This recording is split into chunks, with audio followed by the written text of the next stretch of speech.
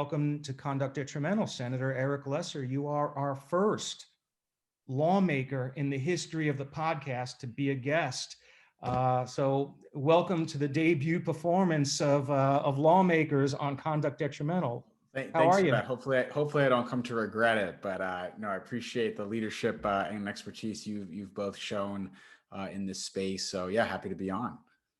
Yeah, well, Massachusetts has been a pet project of mine. I've been following it so closely going back to 2019. You had a dozen bills in 2019, 14 bills this year. The Commonwealth leads the country in sports betting bills. And I've been sort of vocal and outspoken about predicting that Massachusetts was going to be one of the first states to legalize sports betting. And now it looks like it's going to pick up the rear a little bit and be among the last 25 states. Why has the Commonwealth been so cautious about sports betting? Yeah, well, I think it's a couple things. Some sort of specific to Massachusetts and how our kind of lawmaking process works, unique to us, and then some just sort of situational issues with the policy. First, what I would say is that the brick and mortar gambling in Massachusetts is relatively new. 23K, which is the kind of brick and mortar resort style casinos, was the product of a very long, really a decades long debate in Massachusetts. Of course, we border Foxwoods and Mohegan Sun in Connecticut, so this had always been a hot topic in the state. In 2011, 2012 or so, the law was passed, and the brick and mortar casinos didn't really come online in a very significant way until the last few years. Encore in Boston and MGM in Springfield and Plain Ridge, which is a little bit southeast of Boston. So, I think people were frankly maybe just a little tired with gambling issues after going through that process, and the brick and mortar casinos had really just opened at around the time that PASPA was invalidated. The other thing I would say is, we've got a lot of different stakeholders. We're a sports state, which I think creates a lot of energy and excitement around this topic, but also creates a need to do a lot of deliberation. We've got big, influential universities with big athletic programs. We've obviously got 4 very high profile sports teams. We have brick and mortar casinos. So there is a lot there to navigate for lawmakers and a lot to consider. And the other thing I would say is we're a state that really prides itself, I think, on a deliberative kind of, dare I say, even intellectual approach to public policy questions. So I think what you saw was all of those issues and all of those considerations really combined to the approach really being slower, I think on purpose than in some other states. Yeah, okay, well, you've deliberated for 2 years. What was the most difficult policy issue that you confronted in your deliberation over sports betting? I mean, you could talk about the Yeah, the need to bolster the horse racing industry, right. how you allocate the mobile skins, responsible gambling. What gave you the most, I wouldn't say trouble, but what took up a lot of your thinking in how you approach this? Well, all of that was and is very important. There was a threshold kind of conversation that had to happen first, which is legalizing this activity something the state wants to do or wants to move forward with? I'd point out, 25 states, as you mentioned, have some form of legalization. 25 states, that means do not. And several states, I think, are probably likely never going to legalize or will not legalize for a very long time. So it's not exactly a slam dunk that everybody was in agreement or is in agreement that this conduct should be legal in the first place. I'd point out the debate over kind of resort style brick and mortar casinos was a heated debate in Massachusetts, and it took a long time to get there. So there was a kind of threshold, and is in some quarters still a kind of threshold decision about whether this is the right thing to do. Ultimately, I think people have really kind of come to the agreement that it is for a few reasons. One is the conduct is widespread. I mean, let's be honest, there's a very broad black market or gray market in online and digital sports betting. And there's always been kind of your sort of street corner betting, for lack of a better way of putting it, that was always illegal and had fueled a kind of underground economy. People wanted to see that closed, and they wanted to see it brought into the daylight. They wanted to see it taxed. And the other thing I think that you've seen is as states have moved forward with legalization, you've kind of learned how to do it safely and learned what you have to do to kind of keep it manageable. So I think for all those reasons, it's really just kind of become socialized, and a lot of people who were maybe very skeptical of it have come to realize that if you put the right protections in place, if you legalize it, if you bring it into the daylight, this is for the vast majority of people a fun and safe activity that they just want to do with their friends, betting on the Patriots or the Red Sox, and are doing it in a totally safe and controlled way. So, I think that was a process in our state and it was a process of seeing and learning from the other states that were going before us about what was working and what wasn't. So, kind of on that, you mentioned, and we had the chance to obviously go through the nuances of your proposed bill, and you mentioned this concept. I think is funny, the street corner betting, and I don't know. I think it makes a lot of sense why states one by one would like to get it off the street corner and make it a taxable entity, to replace pandemic money or anything else. Dan and I have spent a lot of time on our podcast talking about, in addition to sports betting legislation, the bills to pay college athletes. And I think for some of our listeners, and we have a lot of college students, a lot of law students, Yep. a lot of people may be unfamiliar with the process of, if everybody wants something to occur, right? People want athletes to get paid. People want sports betting legalized. What is necessarily the hang up in the conversations you're having with other senators? And I guess when we were researching it, there's 10 plus bills that are out there in Massachusetts to legalize sports gambling. Kind of, if you can explain really where your bill differs and really where we'll say the time delays are occurring in order to get this done. Yeah, so a lot to unpack. The multi-part question there. So first, I'll talk about the timing in a full play. I'll talk about the timing in a second. But what I'll address first is, our bill, my bill, does not include college sports. We knew, and I have eyes wide open, that by excluding college and only allowing betting on professional sports, NBA, NHL, MLB, NFL, et cetera, that you were excluding a big portion of the quote gray market or black market betting market. Obviously, we know March Madness, the bowl games for college are very big markets. But, ultimately, I think a determination was made, and I made a determination that, and I would point out that our governor in his bill also excluded college, but that there is really a lot different between professional sports and college sports. And we could get into a long conversation, debate about all of that. But, professional athletes are paid. College athletes are not. Professional athletes are in unions and are, under collective bargaining agreements where rights are protected. College athletes aren't.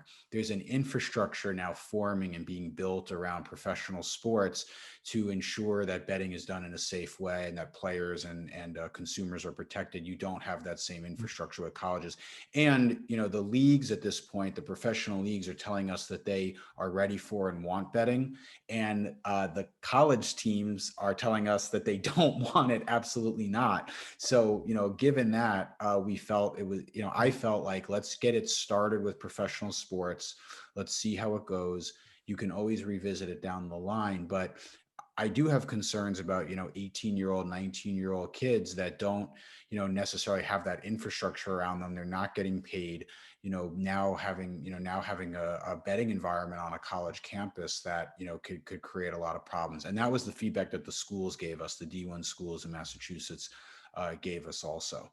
So, Senator Lawson. I'm sorry, go ahead. Yeah, just quickly. I mean, because I know I gave you a multiple part there, and you answered the important part, why college athletes, weren't involved in that, the college betting sphere. I guess the other part, which I find fascinating, I think if you were to poll someone in Massachusetts, right, they would say, I want to bet right now. I don't care what the bill is. Right. Now, what would be, and again, this just for our listeners, can you kind of explain the complications that goes into, which bill do we pick and why this could be taking so long? Because I think that's a mystery to a lot of people, right? If everybody agrees, hey, this thing, we should be able to bet on sports, what goes in the room? What's the time frame to kind of get a bill passed in Massachusetts? Yep. Yeah, so it's a good question. So first, there's 200 members of the legislature. There's 40 members of the Senate. There's 160 members of the House of Representatives. We tend to want to build consensus, especially around issues like this. This is probably not something that people are going to want to ram down legislators' throats without, without a process and without some broad-based support. I'd point out too, the ultimate policy is going to be stronger the more voices are included and the more broad the support is. And, while to be frank, I mean, while I think people are excited about betting on sports, this is not, this is not what is keeping people up at night in our state right now. I mean, we've got big issues with COVID-19. Schools are still not fully reopened. We've got major challenges with transportation, with housing. Yes, this is something I think we want to see, or I personally want to see happen. Yes, it will create some economic benefits. But I think there's a process of moving it from a kind of abstract issue of interest to one of really urgent concern that moves it to the top of the line in the legislature's agenda. And that just wasn't going to happen last year during COVID-19 and with everything else that policymakers were faced with. And I think probably rightfully so. Now that we've moved into a place, hopefully, of rebuilding and kind of growth moving out of COVID, there's going to be more oxygen and more space for discussions around sports betting. And the other piece of this is Massachusetts has a relatively stable and strong, I don't want to overdo it here, but a relatively stable and strong state fiscal picture. We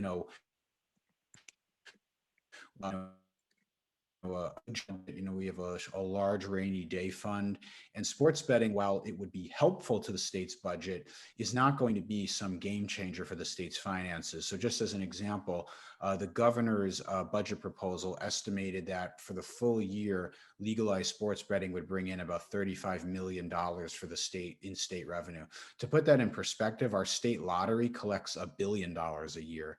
And our brick and mortar casinos collect about $20 million a month. So the scale is not even close to comparable. And we also do have a state income tax. So, we don't need to do it to balance the state's budget. We shouldn't do it to balance the state's budget. Obviously, it would help, but there are some important social consequences that need to be front of mind first. And I think that's the thought process that the legislators have gone into it with. Okay, Senator Lesser, I was about to ask you about the tax rate, but I want to pick up on your last comment about social consequences. In my field, in my work, I look at sports betting bills in every state around the country, and yours, and I'm not trying to over compliment you, but yours addresses. Okay, I am trying to compliment you. Your bill addresses responsible gambling and problem gambling in a more meaningful way than I've seen in any state bill across the country. You've got earmarks. You've got credit card bans. You've got some committee that's going to be formed to study the issue. Can you tell us? We obviously know that this is an important issue in Massachusetts and the rest of the country. But what was top of line thinking for you in coming up with all these different provisions, which go, in my view, go considerably further than any bills I've seen in any other state legislature? Yeah. So again, kind of talking about kind of conceptually how I view this from the beginning. Again, the vast majority of people are doing this for fun. They're going to have a great time. They're just hanging out with their buddies. It's a game, right? And they're going to be able to bet with no problem. But as a progressive and someone who cares about equity, there are going to be people, and there are people who have real trouble and/or might be targeted or taken advantage of because of an addiction or because of some other issue. And that was very important and is very important for our caucus in the state Senate. And it was something I heard loud and clear from my fellow legislators when we were having conversations about this bill and about legalization. This would be a significant expansion of gambling in our state in a way that we haven't seen in a while. So I think people are ready to do it. They acknowledge that it can be done safely, but we need those safeguards in place. So, for example, the credit card ban, I personally feel strongly about, because I don't want to see a situation where somebody who has an issue, somebody who, gets caught up in the moment, all of a sudden finds himself with tens of thousands of dollars in credit card debt that they're not going to be able to pay off. in any real way for the foreseeable future. That to me feels like it's taking advantage of people and doesn't move the game forward, and it no longer becomes fun for people. So, a debit card or a sort of drawdown account system where you can limit, how deep in people get, that feels fair. But we felt very strongly about this, and we were informed in it by our experience with the 23K debate, which was the debate over brick and mortar. We have some of the most aggressive gambling addiction and sort of safe gambling practices really of any state anywhere in the country. That was put in place. I was not there during the debate. I wasn't in the legislature yet, but that was a precedent that was set from that brick and mortar legalization for traditional resort style gambling. And I think we really heard loud and clear from people. We wanted those protections in place, for sports betting also. Okay. Now let's, the other side of the coin is the economic, upside associated with sports betting. I think so much of the focus of, analysts in the industry is, how many mobile skins are there going to be, licensing fees, tax rates. We often kind of, subordinate the responsible and problem gambling aspect when it's probably the most important consideration. But on the issue of the tax rate, you mentioned how Massachusetts is on pretty solid financial footing as compared with, let's say, a state like California that has a budget deficit of Right. $54 billion. Yet your bill proposes one of the highest tax rates and licensing fee structures in the country. And I know recently Governor Governor Andrew Cuomo of New York Yeah. had proposed competitive bidding for the mobile licenses, and your next door neighbors in Rhode Island and New Hampshire have a lottery operated model that went out to competitive bidding that resulted in a winning bid or a contract award to the vendor that agreed to pay 50 or 51% of the revenues. Right. So can you talk about how much what's going on in the neighboring states has influenced your economic policy around sports betting? Yeah, no, it's a great question. I mean, the tax rates are admittedly going to be a little bit of a moving target based kind of on feedback we get. But what I would say is, so the rate we have in my legislation is 20% for brick and mortar, 25% for mobile only. The reason we have that split rate was an acknowledgement that the brick and mortar casinos did put substantial kind of boots on the ground investment in these communities. And the type of betting that would happen in person, at a sports bar, at a restaurant, you're employing waiters and waitresses, bartenders, cleaning crews. There's just a kind of broader economic footprint for the activity than the purely online digital version. So that's the reason for the split rate there. If you look at the 20 and 25% rate, as you kind of mentioned, Dan, it actually is about in the middle of the proposal of the various sort of 25 states that have already come online. New Jersey and Nevada are really outliers. They're among the lowest. You mentioned New Hampshire is 51%. Rhode Island is also much higher than ours. We were trying to strike a balance here of creating some level of competitive, of a competitive environment with skins, but not a crazy number, right? And an open license process, but again, not an open-ended license process. At the same time, a tax rate that was basically in the middle. And what I would say is my bill also, of the 14 or 15 or so in the state that have been filed, my tax rate and my licensing fees are again about in the middle of where the various in-state proposals have been. So it's going to be a bit of a moving target, but what we were trying to do is reconcile both the need to create a very as competitive and open a market as we can to create a good product for people, but also making sure that we're only really having established players in the market, who have the financial wherewithal to balance these bets and to make people whole, and also that acknowledging that this was an activity that was illegal for a long time, now is going to be legal. We've got to make sure that there's a tax rate that appropriately prices that risk for the state.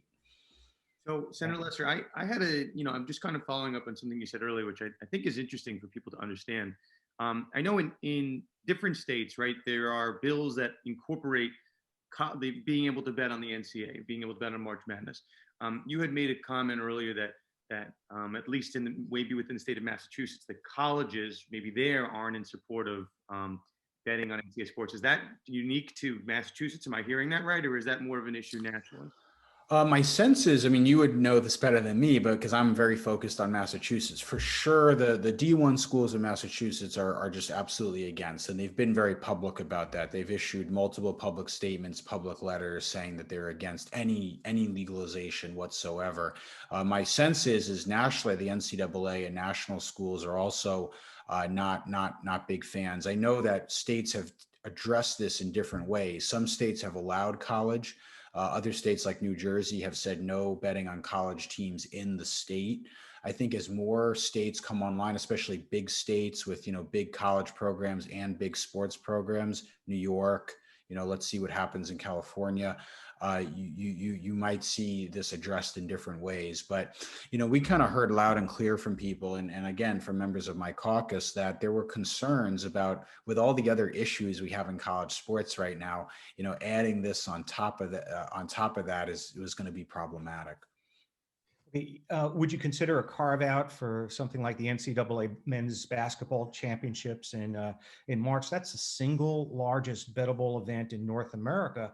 And the way a lot of other states, as you noted, have addressed college betting bans is to exclude or prohibit betting on in-state colleges. Right.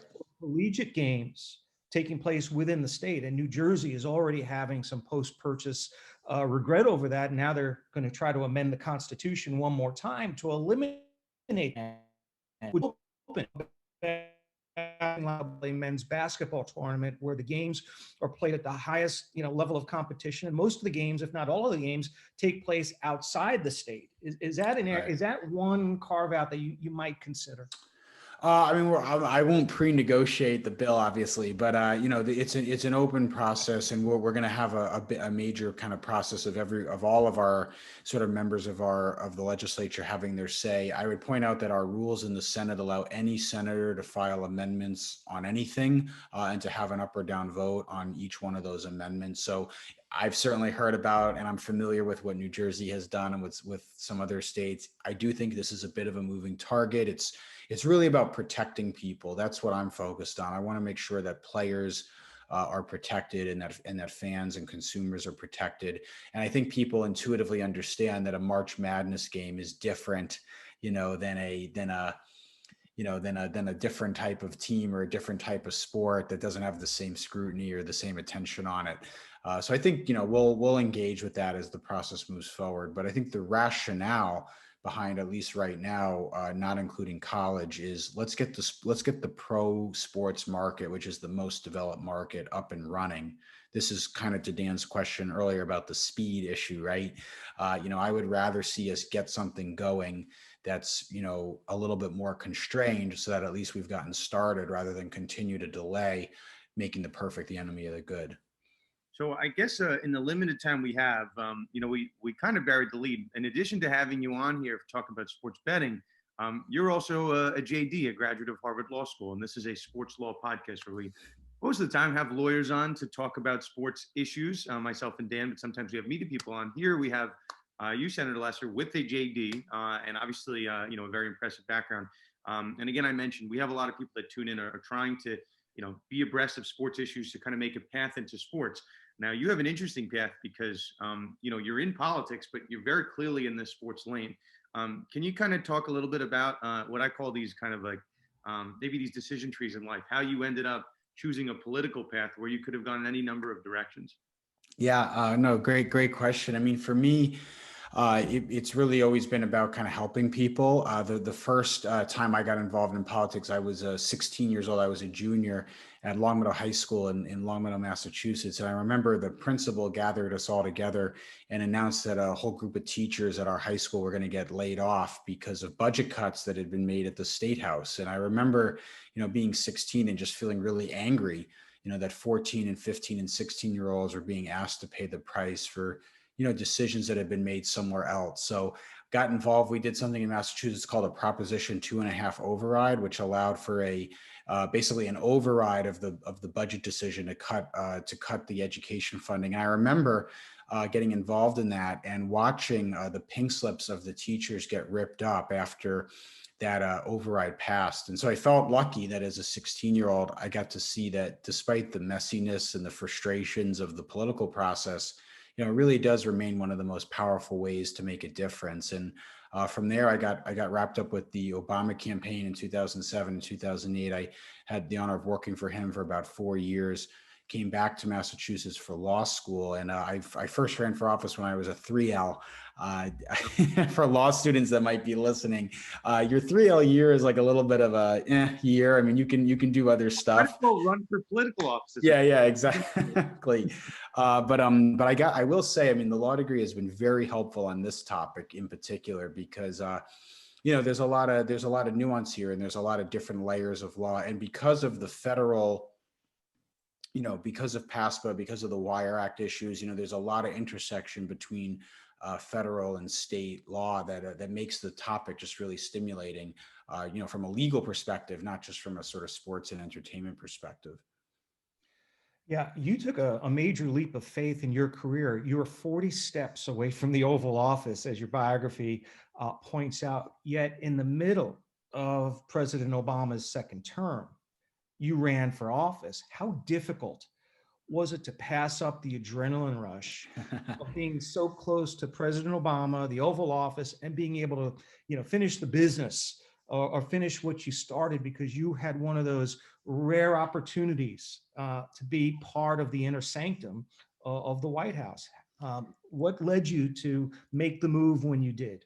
Yeah, well, it was a thrilling time, and I was there for the first 2 years, working in the West Wing for David Axelrod, who was the president's senior advisor. We had a small office about 40 feet, as you said, from the front door of the Oval Office, and but for me, I really, I was attracted to work for President Obama because of his history as a community organizer, because of the work he had done in Chicago. I actually, in many respects, felt a lot of commonality to that with the work I had done in my hometown in Western Mass, working with those teachers so many years ago. So to me, I actually really viewed the community-oriented work as an extension of Obama's mission and of his vision. And it was definitely hard to, to turn down the chance to go back to Washington or to go to a big white shoe law firm. I'd certainly be making more money doing that option. But I was always really attracted to community-oriented work. And, aside from sports betting, I've gotten to do a lot of work in the community where I grew up that really in Massachusetts has been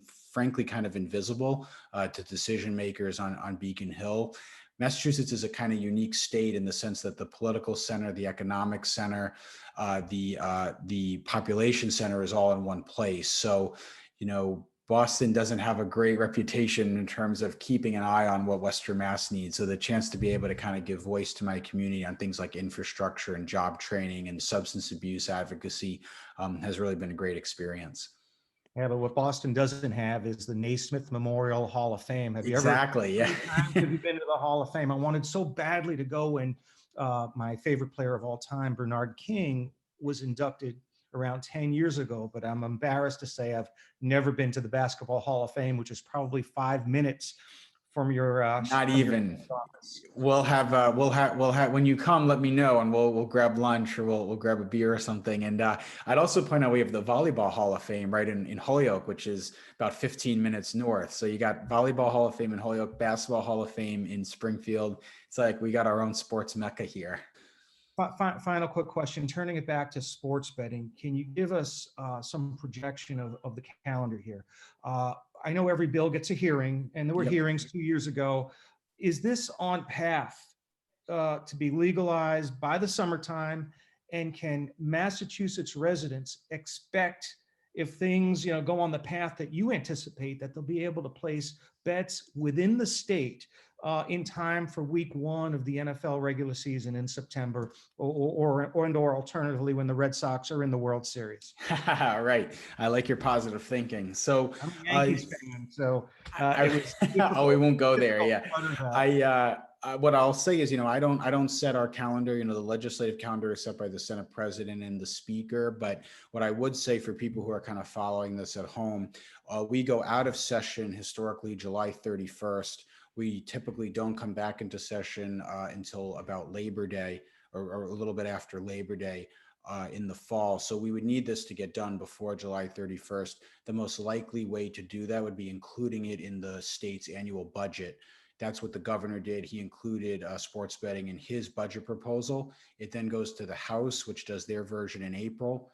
The Senate does their version in May. They get reconciled in June. It's signed by early July. So that timeline would allow then for implementation to happen in July and August. It would be ready for the NFL season. So that would probably be the path if people were focused on getting this done in time for football season.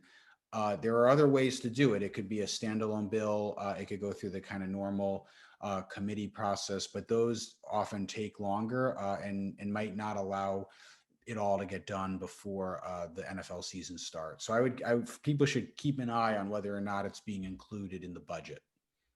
All right.